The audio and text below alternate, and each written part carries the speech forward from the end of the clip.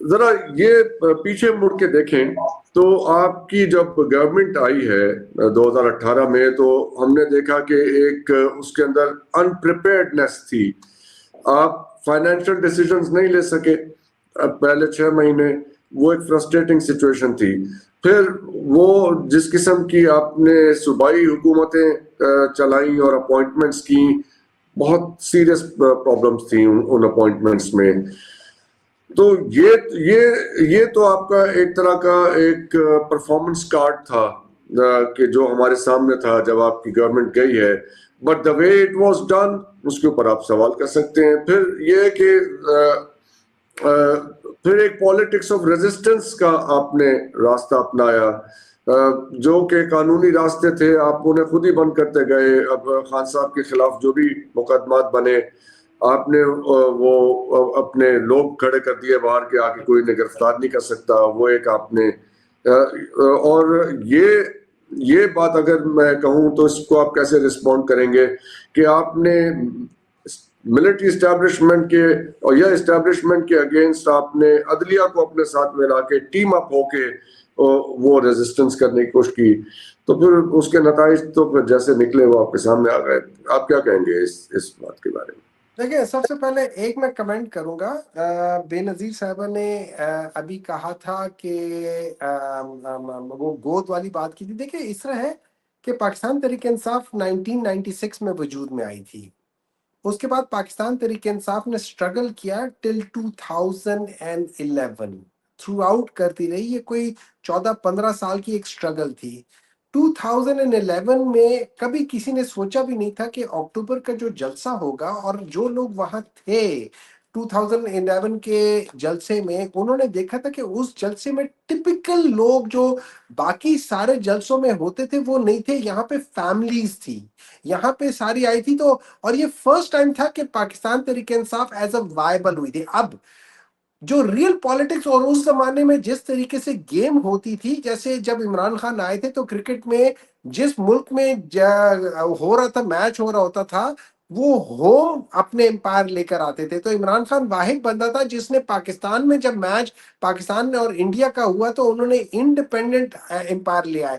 تو یہاں پہ جب سٹارٹ ہوا تو یس, Pakistan Tehreek Insaf may have taken a little bit help from the establishment, میں اس کو ڈینائی نہیں کرتا, لیکن اس کو بہت جلدی ریئلائز ہو گیا کہ یار یہ چیز صحیح نہیں ہے. تو اور اسی وجہ سے ہوتا ہے کہ جو 2018 میں پاکستان تحریک انصاف جب پاور میں آتی ہے تو آپ یہ دیکھیں کہ خواجہ آصف, بلاول بھٹو اور مولانا صاحب کہتے ہیں کہ 2019 کے ارلی جنوری فیبری میں باجوہ صاحب جو ہے وہ ان سب سے بات کرتے ہیں ان کو اٹھا. تو that means with in 6 months Bajwa realise کہ Imran Khan is not the type of person کو وہ میری ساری باتیں مان لے گا. اب آپ نے بات کی پاکستان تحریک انصاف کے ٹینیور کی کہ اس میں انہوں نے کیا کچھ کیا. دیکھیں دو چیزیں, ایک آپ سبجیکٹو بات کر رہے ہیں اور ایک ہم آبجیکٹیولی دیکھتے ہیں. جب میں یہ دیکھتا ہوں کہ ہاں بالکل پاکستان تحریک انصاف نے 6 مہینوں میں کوئی بڑے ڈیسیجنز نہیں لیے فائنانسز کے لحاظ سے, یا تھوڑا سا بیچ میں ابہام آ رہا تھا. لیکن جب میں ہسٹری دیکھتا ہوں, پاکستان میں پولیٹیکل ہسٹری دیکھتا ہوں اور اس میں مختلف حکومتوں کے میں آؤٹ کم دیکھتا ہوں, تو پاکستان تحریک انصاف وہ واحد پولیٹیکل جماعت ہے جس نے 4 سال میں دیٹ مینس ان 4 years انہوں نے پہلے سال وہ اپنی پالیسی چینج کی تھی, انہوں نے ہٹ کیا پوائنٹ مطلب 1 سے نیچے جی ڈی پی ہٹ کیا, لیکن اگلے سال جب اس کا امپیکٹ آنا شروع ہوا تو آپ نے 3.5 یا 2.7 کو ہٹ کیا. اور یہ یاد رکھیں کہ جب بھی آپ کوئی فائنینشیل بینیفٹ دیکھتے ہیں تو اس میں آر او آئی جو ریٹرن آف انویسٹمنٹ ہوتا ہے وہ کم از کم 3 سال یا 4 سال دیکھا جاتا ہے. تیسرے سال پاکستان تحریک انصاف نے 5.97 کو ٹچ کیا, چوتھے سال 6.2 کو ٹچ کیا. تو اگر دیکھا جائے پاکستان تحریک انصاف وہ واحد پولیٹیکل جماعت ہے جس نے 2 کنزیکٹیو ایئر 6 کو ٹچ کیا ہے, اور یہ آگے جا رہا تھا. جتنے بھی آبجیکٹیولی جتنے بھی جو پیرامیٹرز تھے وہ 2022 میں بیفور پاکستان تحریک انصاف واز آسٹڈ, اس میں سارے پلس تھے, ہر ایک چیز ریکارڈ پہ اوپر جا رہی تھی. اچھا, پاکستان تحریک انصاف کے خلاف جو سبجیکٹولی جھوٹ بولا گیا تھا کہ یہ ان لوگوں نے تباہ کر دیا, اس وقت پاکستان تحریک انصاف بی پلس پہ تھی. دیٹ مینس کہ جو جب آپ یہ ریٹنگ دیتے ہیں ان کا کوئی مطلب ہوتا ہے, بی پلس کا ایک مطلب ہوتا ہے, اس سے نیچے بی ہوتا ہے, پھر بی نیگیٹو ہوتا ہے, پھر ٹرپل سی, اور اس طرح ساری چیزیں آ جاتی ہیں. تو پاکستان تحریک انصاف ایک اسپیکولیٹو اس میں تھی اور اس سے اوپر جا رہی تھی. اس وقت جب سے یہ لوگ آئے, اور جیسے ابھی ادیب صاحب نے بھی کہا ہے کہ یہ ان کا پہلا نہیں ہے, یہ ان کا چوتھا جی ڈی پی آئے گا, لیکن چلے ہم اس کو بھی چوتھا یہ بجٹ دیں گے, لیکن ہم اس کو بھی چھوڑ دیتے ہیں. اس سال جنوری میں جو انہوں نے جون میں جو بجٹ دیا تھا, اس سے پہلے انہوں نے کہا تھا ہم 3.5 3.4, اور سب نے یہ پریڈکٹ کیا تھا کہ اتنی جی ڈی پی گروتھ ہوگی. کیوں کہ انہوں نے جو فگرز فج کر کے دیے تھے اس سے یہ ظاہر ہو رہا تھا, لیکن ہوا کیا, پچھلے 7 مہینوں میں کیا ہوا, لیس دین 1% جی ڈی پی گروتھ ہے. یہ لوگ جھوٹ بولتے ہیں, یہ کہتے ہیں کہ مہنگائی کم ہو گئی کیونکہ سال کے افراد فنچ کی رپورٹ اگلے سال کے لیے فنچ کی رپورٹ نے پروجیکشن کی ہے کہ 3% تک ہوگی growth G D P growth. Adeeb صاحب, آپ نے جو حصہ پڑھ کے خان صاحب کے خط کا سنایا, اب آپ کو لگتا ہے کہ خان صاحب نے تسلیم کر لیا ہے کہ جنرل عاصم منیر اور دی اسٹیبلشمنٹ ان ٹوٹیلٹی ان سے ان کی حاکمیت کو اور ان کے رول ان پالیٹکس کو ایکنالج کیا ہے اس خط نے؟ نہیں, میرا نہیں خیال. یہ دیکھیں, یہ خط جو ہے آج ہی انہوں نے ریلیز کیا ہے 8 فروری کو, اور یہ ان کے ایکس ٹویٹر پہ بھی چھپا ہے اردو میں, اور ابھی اس کا انگلش ٹرانسلیشن بھی آ جائے گا. یہ والا خط اور جو پہلا خط جو انہوں نے آرمی چیف کو لکھا ہے جنرل عاصم منیر کو, آپ دیکھیں کہ اس میں کرٹیسزم بھی کافی ہے آرمی کے سیاست میں کردار کے اوپر, اور یہاں تک ہے کہ انہوں نے کچھ جرنیلوں کا ایک جو گروپ ہے اس کو ایک گروہ, ٹولہ یا گینگ کہا ہے, اور کہا ہے کہ یہ اس طرح جو ہے نا آپ سیاست میں مداخلت کر کے تو یہ پاکستان کو مزید آگے نہیں چلا سکتے.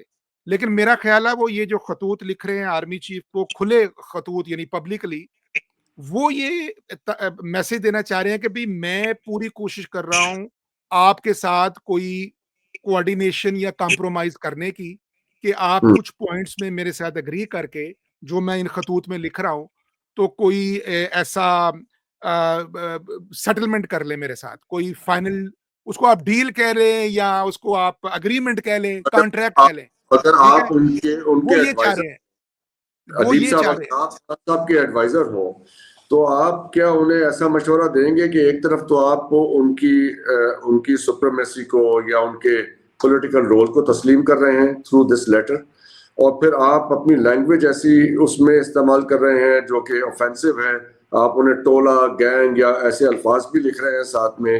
سو کیا اچیو ہوگا اس قسم کی زبان استعمال کر کے؟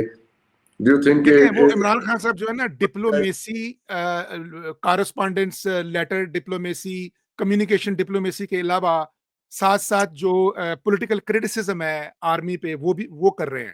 یعنی وہ نرمی اور سختی دونوں پالیسی وہ چلا رہے ہیں, لیکن ان کا جو مین آبجیکٹو مجھے جو لگ رہا ہے نا, وہ یہ ایک اور میسج دے رہے ہیں کہ بھئی ہو سکتا ہے پاکستان میں کوئی خانہ جنگی, سول وار, یا آرمی, پولیس اور پبلک عوام کے کلیشز شروع ہو جائیں. تو اگر وہ ایسا ہوتا ہے آگے چل کے, کیونکہ کچھ گروپس جو ہیں وہ اس چیز کی ڈیمانڈ کر رہے ہیں اور افغانستان کے لوگوں کو بھی ساتھ ملانے کی بات کر رہے ہیں, اور چائنا اور رشیا, ایران, افغانستان کی سپورٹ بھی وہ لینے کی کوشش کر رہے ہیں اس سلسلے میں. لیکن عمران خان صاحب یہ میسج دے رہے ہیں کہ بھی اس سے پہلے کہ یہ بات یہاں تک پہنچے تو آپ کسی طرح جو ہے نا کوئی یہ کانفلکٹ کو ختم کر کے تو کوئی کمپرومائز کریں اور مجھے ریلیز کریں, جیل سے باہر نکالیں, اور جو ہے نا اچھا اس میں میں یہ کہوں گا, تجویز میں یہ دوں گا, تجویز اپنا اصل میں صرف ایک جملہ وہ تھاٹ کمپلیٹ کر لوں, کہ وہ پاکستان آرمی کو یہ کہیں کہ جی جو ملٹری, جو نیشنل سیکورٹی کاؤنسل ہے نا,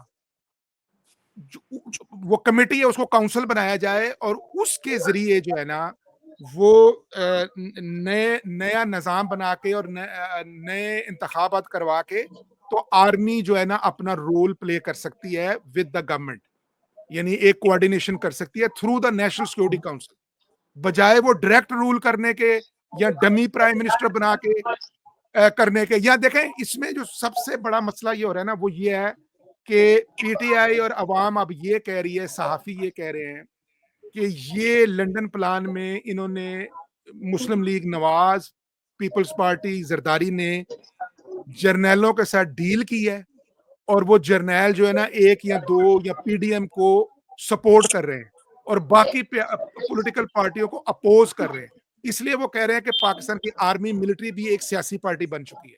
تو عمران خان صاحب یہ کہہ رہے ہیں کہ وہ اپنا سیاسی رول ختم کر کے پی ٹی آئی سے اور ایک آگے چل کے ایک وہ یہ بھی تجویز دیں گے کہ ساری پارٹیوں کی ایک جو ہے نا ایک آل پارٹیز کانفرنس بلا لی جائے اور اس میں آرمی کے لوگ بھی آ جائیں اور کسی ایک کمپرومائز کر کے اور کریں. لیکن میں سمجھتا ہوں کہ اس میں ایک نیا نظام کی ضرورت ہے، نیا حکومتی نظام بنائیں.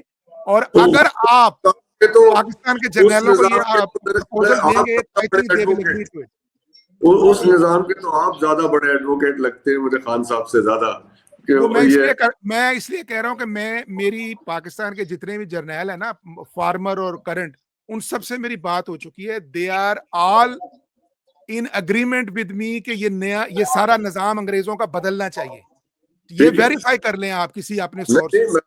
لیکن وہ بدل نہیں پا رہے کیونکہ ہر دفعہ سیاستدان جو ہے نا کوئی نہ کوئی گیم کر کے ڈیل کر کے وہ یہی اسٹیٹس کیو کو چلا کے تو وہ یہ برقرار رکھ رہے ہیں. تو مجبوراً وہ بھی پھر وہ یہ ہے نا کیا لگتا ہے یہ جو خان صاحب خط لکھ رہے ہیں یہ صحیح موو ہے، ان کی لینگویج درست ہے یا یہ ایل ایڈوائزڈ ہیں؟ honestly if I were to advise Khan صاحب، میں اس قسم کا خط اور اس قسم کی بات تو کبھی بھی ایڈوائز نہ کروں گا. آپ کیا کہتی ہیں؟ جی Benazir please, this is for you. آپ کو آواز آ رہی ہے میری؟ بے نظیر آپ کو آواز آ رہی ہے؟ بے نظیر صاحبہ اچھا وہ ان کو آڈیو نہیں آ رہی ہے. ہمایوں صاحب آپ بتائیے کہ اچھا سوری میں آپ کا سوال نہیں سن پائی. حسن صاحب صرف ایک پوائنٹ میں دے دوں پھر یہ آپ ہمایوں کی طرف ذرا موڑ دے آپ دیجیے. مجھے ریپیٹ کر دیجیے، میں آپ کا سوال سن نہیں پائی ڈاکٹر صاحب. میں سوال دہراتا ہوں. میں یہ کہہ رہا ہوں کہ یہ جو خط کی بات ہو رہی ہے جو خان صاحب نے جنرل عاصم منیر صاحب کو لکھا ہے، you think this is the right thing to do? یہ صحیح کیا ہے انہوں نے یہ خط لکھ کے؟ چلیں ہمایوں صاحب، ڈاکٹر ہمایوں صاحب آپ. خان صاحب نے خط لکھا ہے، خط لکھنے کی مجھے نہیں لگتا کہ کوئی ایسی ضرورت تھی. اس سے پہلے انہوں نے چیف جسٹس آف پاکستان کو بھی خط لکھا تھا مگر وہاں سے بھی ان کو کوئی ریفٹ نہیں کرائی گئی.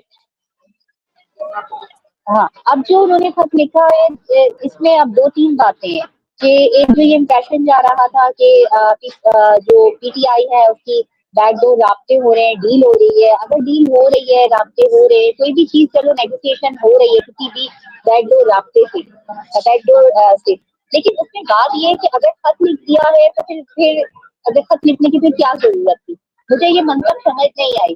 اور پھر دیکھیں سیکورٹی ذرائع نے جو ہے ان کو ایک جو آئی ایس پی آر ہے ان کو پوری ایک پریس ریلیز جاری کرنی چاہیے تھی اس خط کے بارے میں، مگر پھر ذرائع سے ہوا کہ ہمیں نہیں جو ہے وہ پتا چلا.